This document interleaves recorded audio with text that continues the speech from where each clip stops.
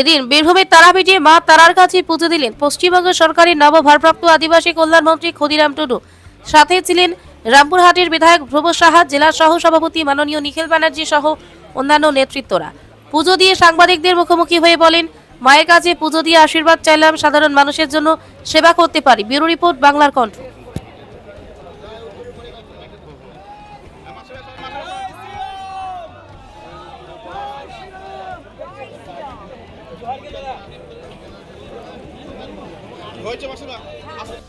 হাত বলো না, হ্যাঁ দাদা বারে বারে হাত ঢুকে গেছি মন্দিরের ভিতরে,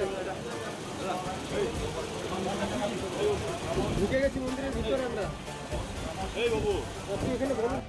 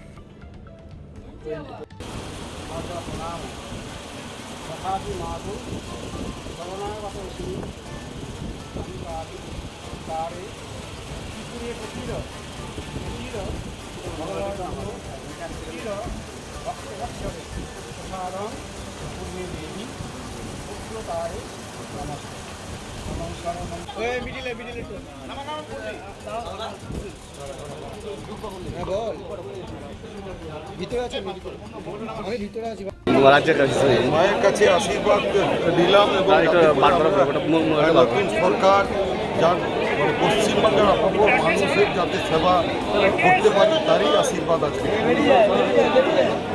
বলছি তৃণমূলের নেতারা মানে জমি থেকে টাকা সোনা গয়না উদ্ধার, এই বিষয়টা নিয়ে কী বলবেন? আপনারা তো সবাই জানেন যে কিভাবে তারা দুর্নীতি করেছে। সেই দুর্নীতির বিরুদ্ধে মানুষ দুহাত ধরে আমাদের ভারতীয় জনতা পার্টিকে আশীর্বাদ দিয়েছে। তার জন্য আজকে আমরা 208-এ পৌঁছেছি এবং তারই সেই আগামী দিনে আমরা ডাবল ইঞ্জিন সরকার আমরা দেখিয়ে দেবো যে উন্নয়ন কাকে বলে, সেটা সাধারণ মানুষ তারা বুঝতে পারবে।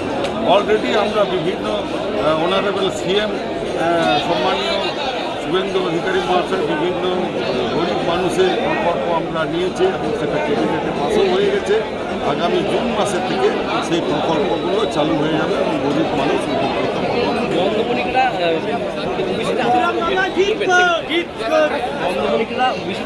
আবেদন করেছিলেন, সেক্ষেত্রে আপনার সরকার কি জানাবেন?